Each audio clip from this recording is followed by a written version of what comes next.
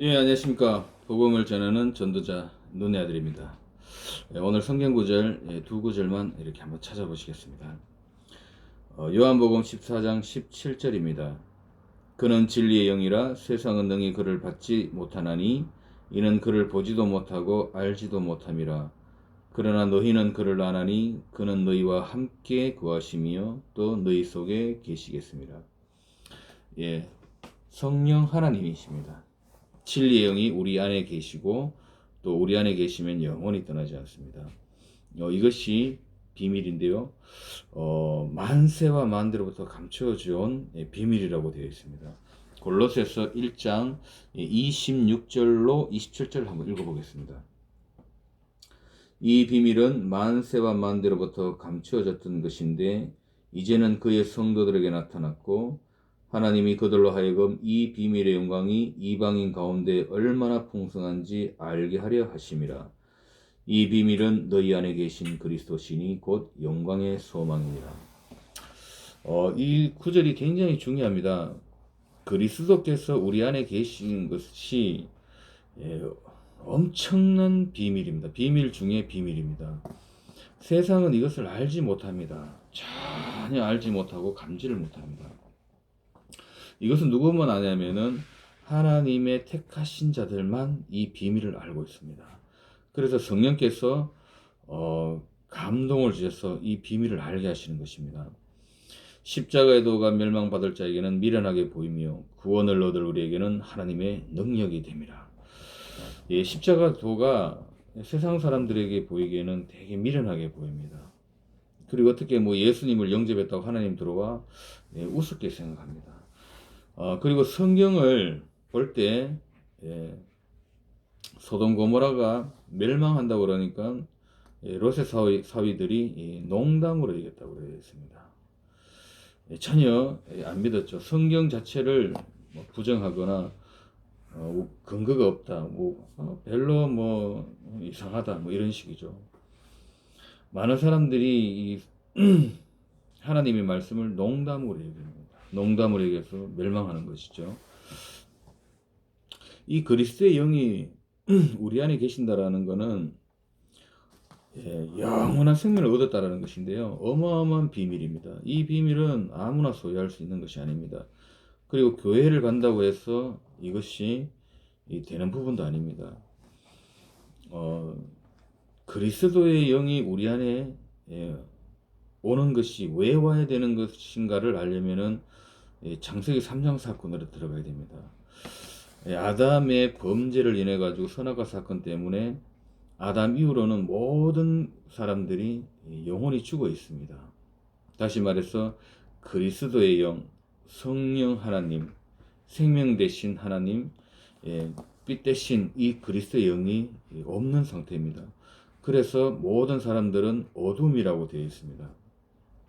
그래서 하나님께서 우리 사람들을 볼 때에 흑암에 덮여 있고 어둠에 있다 그럽니다. 그래서 진리를 전혀 알 수가 없는 것입니다. 하나님 떠나니까 그 자체가 사실 원죄입니다. 원죄이고 그 다음에 정신 문제, 여러 가지 문제를 겪다가 결국에는 지옥으로 가는 것이 그 인생의 방향성입니다. 이거를 해결하기 위해서 하나님께서 그리스도로 오셔서 십자가에 죽었고 부활하심으로 이 영적인 문제를 사실 끝냈습니다. 이 사실이 깨달아지고 믿어지는 것을 은혜라 그럽니다. 너희가 그 은혜를 인하여 믿음으로 말미암아 구원을 얻었나니 이것이 너희에게서 난 것이 아니요 하나님의 선물이라. 창세기 3장 사건이 내 사건으로 깨달아져야 됩니다. 이 사실이 깨달아지고 믿어지고 왜 그리스도가 내 안에 들어와야 된다라는 사실을 알았다. 사실은 끝난 것입니다. 더 이상 죄에 대한 부분은 사실 완벽하게 끝난 부분이거든요. 이것이 믿어졌다. 구원의 확신입니다. 구원의 확신이 뭐냐? 내가 천국 가는 것이 구원의 확신이 아닙니다. 천국 가는 건 당연한 것입니다. 성삼위 하나님의 나와 함께 영원토록 함께 한다라는 것이 구원의 확신입니다. 그래서 하나님이 함께 하시기 때문에 사실은 문제가 끝난 것입니다. 하나님께서 우리에게 율법을 주셨을 때는 그 출애굽했을 때 그때 하나님께서 율법을 주셨습니다. 왜 율법을 주셨냐면은 그 이스라엘 민족들이 그 애굽에서 노예 생활하면서 출애굽을 했는데 그때 당시 인구가 한 100만에서 한 200만 정도 그렇게 되는 걸로 저는 알고 있습니다. 그렇기 때문에 광야로 그 수많은 그 인구들이 나왔기 때문에 법과 제도가 없으면은 굉장히 혼란한 그런 그 일들이 벌어지게 됩니다. 그때 당시에 사람들이 지적인 수준이나 또 여러 가지 어떤 그 노예 생활하면서 굉장히 그 문란한 생활들을 많이 했기 때문에 그래서 하나님이 율법을 주셔가지고 사회를 만들어 나갑니다. 그래서 남의 것을 훔쳐먹지 말고 간음하지 말고 뭐 이렇듯이 우리가 지금 말하는 어떤 국회에 이렇게 법을 만들 때 했듯이 그렇게 해서 이스라엘이라는 나라를 이루어 가시는데요. 교회도 마찬가지입니다. 고린도 전서, 뭐 에베소서, 골로새서 보면은 거기에도 율법 아닌 율법이 나타나는데 교회에서 고린도 교회는 굉장히 그 문란한 교회였습니다. 그래서 이 바울이 그 서신을 통해서 정신 차리라고 이렇게 주신 거죠. 어딜 가나 법은 사람이 모이면은 법은 존재합니다. 그것이 인간에 대한 관계 그리고 하나님에 대한 어떤 그런 그 믿음에 대한 어떤 그런 교훈들 이런 것들을 또 가르치고 또 말씀을 가르쳐서 성도들을 온전한 대로 이끌어가기 위해서 우리에게 또 말씀으로 주시는 것입니다. 그러나 그리스도께서 영으로 내 안에 오셨다면은 구원하고 전혀 관계가 없는 것입니다. 사람들이 제일 힘들어하는 부분 중에 하나가 뭐냐면은 그 인간관계에 대해서 굉장히 힘들어합니다. 뭐 시달리는 것 중에 거의 제가 봤을 때는 거의 뭐 7, 80% 이상은 인간관계에서 오지 않나 그런 생각이 듭니다. 물론 많은 어떤 우리가 영적인 문제로 시달리는 부분들이 되게 많습니다. 뭐 환청이라든지 또 뭐 여러 가지 악몽이라든지 가위 눌림이라든지 어떤 귀신의 역사들 또 숨은 어떤 그 내면의 문제들 이런 문제들이 산더미처럼 놓여져 있는데요. 그런 것들은 이제 복음 들으면서 해결될 건 해결되고 또 너무 체질이 오래된 것들은 어떤 경우에는 좀 불가능한 경우도 있습니다. 그러나 그리스도가 우리에게 계시면은 깨닫게 됩니다. 아, 있어도 되고 없어도 되구나, 뭐 상관없구나라 할 정도로 깨달아집니다. 그리고 그런 문제가 있을 때는 하나님의 성령이 충만한 오직 그리스도 속으로 들어가게 되면은 그것이 별로 받아들여지게 됩니다. 그걸 해결하기 위해서 몸부림치는 것이 아니고요. 그리고 제일 중요한 것은 인간관계인데 이 인간관계 속에서 어마어마하게 많이 이렇게 고통당하고 시달리고 괴로워합니다. 어떤 사람들은 어떤 통계 자료에 보면은 힘든 부분이 뭐냐고 물어봤을 때 열등감이 거의 한 40% 정도. 그 다음에 뭐 또 우월감도 있을 수 있고 또 누가 나한테 무시당한다. 굉장히 그 힘들어하는 경우가 있고요. 또 어떤 거는 완벽주의 때문에 되게 힘들고 또 너무 율법적이어서 너무 힘들다라는 사람이 많습니다. 특히 부부 관계 같은 경우에는 무시한다, 너무 완벽주의다, 그리고 성격 차이 때문에 너무 힘들다라는 부분들이 되게 많이 이렇게 호소하고 있습니다. 그러나 중요한 것은 내가 내 안에 있는 나의 이 종교성이 발견되어져야 되는 것이 제일 중요합니다.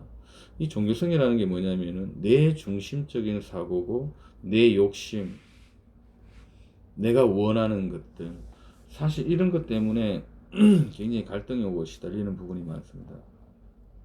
짧게 예를 들면은 내 마음에 안 든다라는 겁니다. 엄밀히 따지고 보면은 깊은 내면에 보면은 내 마음에 안 들고 왜 열등감이 생기냐면은 비교의식 때문에 생기는 것이거든요. 우월감도 마찬가지고.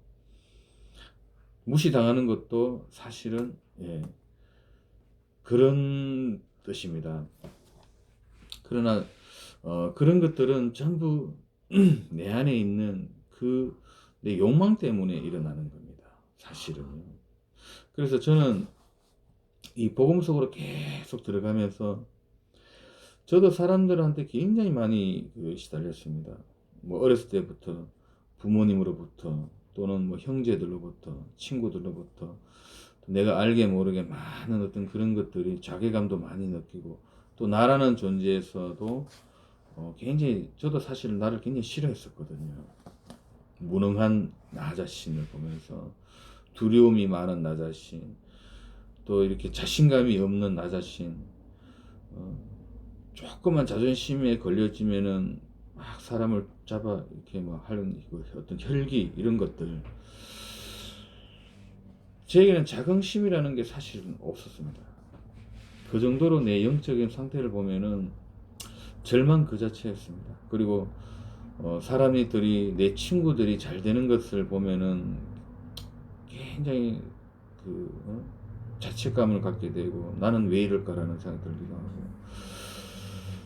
또 내가 잘 살지 못하고 못 살기 때문에 나를 비아냥거리는 것이 아닌가 또 왕따 당하는 그런 느낌 또 소외감을 느끼는 그런 것들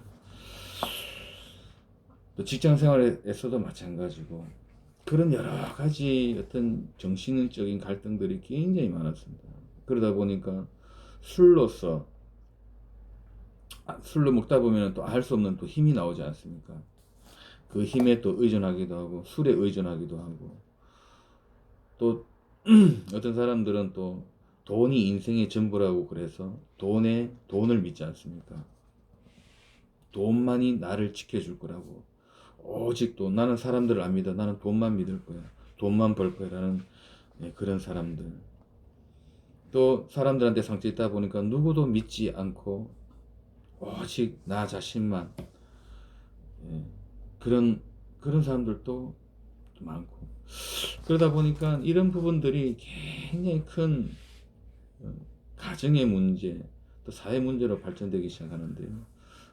아이들도 마찬가지고 늘 아이들도 이 학업 때문에 굉장히 괴로워하고 힘들어하고 참 보면은 참 안타깝다라는 생각을 참 많이 듭니다. 근데 저는 이 복음을 자꾸 깨달아가면서 그것이 전부 사단의 전략이라는 걸 보게 됐습니다. 이 사단의 전략은 개인 성공이 목적입니다. 자꾸만 개인이 성공하도록 그것이 하나님 떠나서 온 영적인 문제, 인간의 근본 문제입니다. 인간의 내가 성공을 해야 된다. 나 중심의적인 어떤 그런 사고들. 모든 사람들은 다 그렇습니다. 저뿐만 아니라 모든 사람들은 누구나 할 것 없이 행복을 추구하고 나에 대한 성공을 추구하기 위해서 또 내 이익을 위해서 살아가는 그런 존재라는 걸 저는 충분히 이해합니다. 그러나 그것이 내게 불행으로 다가온다라는 사실과 괴로움으로 다가온다는 사실을 알았던 것, 깨달은 것입니다. 이 복음을 자꾸 들으면서 사단의 전략은 이런 것이었구나. 그러면서 제가 그 세상적인 꿈을 버리기 시작했습니다. 제가 꿈이 굉장히 많았었거든요. 조용필의 그 꿈이 제 18곡일 정도로 저는 꿈이 굉장히 많았고 하고 싶은 것들이 너무나 많았고 사람들로부터 인정받고 싶고 칭찬받고 싶고 착하다라는 소리를 어렸을 때부터 이렇게 자라왔습니다. 근데 누군가가 조금만 내게 안 좋은 소리 하면은 굉장히 분노가 올라오고 자기감 느끼고 어떻게 쟤가 나를 그렇게 볼 수 있냐 할 정도로 굉장히 많이 그런 것 때문에 많이 힘들어했습니다. 사실은. 근데 그것조차도 제 욕심이라는 걸 알았습니다. 착하게 산다 내 욕심이라는 걸 알았습니다. 왜? 칭찬받고 싶어하는 그 욕심, 인정받고 싶어하는 욕심. 그래서 복음 속에 있으면서 사람으로부터의 조금의 기대도 하지 않겠다. 절대로 사람한테 기대는 하지 않겠다. 그리고 사람으로부터 좋은 소리 듣고 싶어하는 그 욕망까지도 다 내려놓겠다. 거절하겠다. 그 이후로부터 사람으로부터 조금 자유함이 오기 시작했습니다. 예, 왜? 사람한테 바라는 게 없고 기대하는 것이 없기 때문에. 그리고 내 안에 갖고 있는 그 나만이 알고 있는 문제들을 인정해주고 사랑해주기 시작했습니다. 나를 가장 많이 괴롭혔던 게 사실은 주변 환경이 아니었고 나라는 사실을 알게 됐습니다. 그 조그마한 자존심, 또 내가 성공해 보려고 하고 인정받고 싶어하는 그 마음 때문에 굉장히 내가 나를 괴롭히고 힘들게 했다는 걸 알게 됐습니다. 그리고 자꾸 비교 의식하다 보니까 모든 내 삶이 비교로부터 이루어지는 겁니다. 나보다 못한 사람이 있으면은 그래 나도 이 정도면은 뭐 괜찮구나 라는 안도감. 근데 또 내 주변 사람들이 다 잘 나가고 또 잘 되어지면은 굉장히 또 두려워 불안함이 찾아오기 시작합니다. 남들은 저렇게 잘 사는데 나는 도대체 이렇게 뭐지? 그 비교 의식 때문에 내 삶이 결정되는 모습을 보면서 제가 딱 깨달은 게 있었습니다. 내가 내 인생을 못 살고 있었구나. 전부 남들에 의해서 내 인생이 좌지우지되고 내 행복과 축복이 좌지우지되구나라는 걸 알고요. 이거는 아니구나. 남들이 어떻게 살든 그들은 그들의 인생대로 놔두고 나는 내 인생을 살아야 되겠다. 내가 혼자 살든 어떤 삶을 살든 오늘 하루만이라도 내 인생을 살아야 되겠다라는 그 생각을 했습니다. 그때부터 진짜 내 삶을 한번 살아보자라는 생각을 했었고, 예. 그리고 늘 그리스도와 함께 교제하고 복음 속으로 들어가고 그렇게 지내는데 지금은 편합니다. 되게 많이 편해졌습니다. 그리고 사람한테 내가 도울 수 있는 것은 도와주고 그 사람조차도 인정해주고 그 대신에 내가 도와준다 한다 할지라도 그 사람으로부터 뭔가 바라는 게 없기 때문에요. 괜찮습니다. 안 해줘도 칭찬 한마디 안 해주고 좋은 말 안 해줘도 아무런 상관이 없습니다. 그리고 사람은 내가 잘해준다고 해서 그 사람이 나한테 칭찬해주는 것도 아니다라는 걸 알게 됐습니다. 그 사람은 내가 아무리 잘해줘도 그 사람은 나를 욕할 것 같으면 욕합니다. 근데 내가 못해줬는데도 칭찬할 사람은 또 칭찬하더라고요. 보니까 뭐 어떤 면에서 그런지는 모르겠지만 그것을 판단하고 결정하는 것은 그 사람이기 때문에 그거를 인정해주고 존중해줬습니다. 그리고 욕한다? 뭐 욕해도 상관없다. 왜? 나는 그리스도께서 내 안에 있는 하나님의 자녀이기 때문에 그런 말에 내가 요동할 필요가 없다는 걸 알았거든요. 그걸 깨닫고 나니까 되게 편했습니다. 그래서 사람으로부터 어떤 기대감이 전혀 없다 보니까 너무 좋습니다. 그리고 엊그제 같은 경우에는 그 어린아이를 이렇게 만났는데요. 야, 너는 인생이 뭐라고 생각하냐 이렇게 물어보니까 그 친구가 아이고 인생 뭐 별거 없어요 그러더라고요. 야, 너는 나이가 10살 정도밖에 안 되는데 어떻게 인생을 넌 통달했구나. 야, 너는 나보다 더 훌륭하다. 나는 그거 깨닫는데 굉장히 오랜 시간 걸렸거든. 인생이 별거 없다라는 거. 나는 인생이 별거 있는 줄 알고 굉장히 고생 많이 했어. 꿈도 많이 가졌고. 근데 너처럼 일찍 깨달았으면은 참 편했을 텐데 말이지. 어린아이를 만나든 누구를 만나든 간에 내 자랑할 것도 사실은 없잖아요. 뭐 잘 보일 이유도 없는 거고. 그래서 그리스도 안에서 나는 내 인생을 살아가야 됩니다. 이것이 자립입니다. 누구의 말에 물론 저도 지금도 누가 뭐 이상한 얘기하면은 올라오죠. 새끼 저거 하면서. 그러나 그것이 오래 가지는 않습니다. 그러나 차츰 지나면서 남에 대한 어떤 그런 얘기 때문에 내 인생이 무너지고 절망 가운데 있거나 환경을 보고 무너지거나 그러지는 않습니다. 이 내 안에 있는 이 종교성, 이것이 사단의 통로라는 걸 알게 되었습니다. 그리고 개인의 성공, 내가 잘 되어야 된다라는 그 일념 하나로 살아가게 만드는 것이 사단의 전략이라는 걸 알았습니다. 그래서 우리가 만세와 만대로부터 감춰진 이 그리스도의 비밀, 이 비밀을 소유하고 그리스도께로 계속 나아간다면은 문제가 될 것도 사실은 없는 거고요. 내 인생이 그때부터 진짜 내 인생을 살고 있구나라는 것을 알게 되는 것입니다. 예, 오늘은 여기까지 하겠습니다. 감사합니다.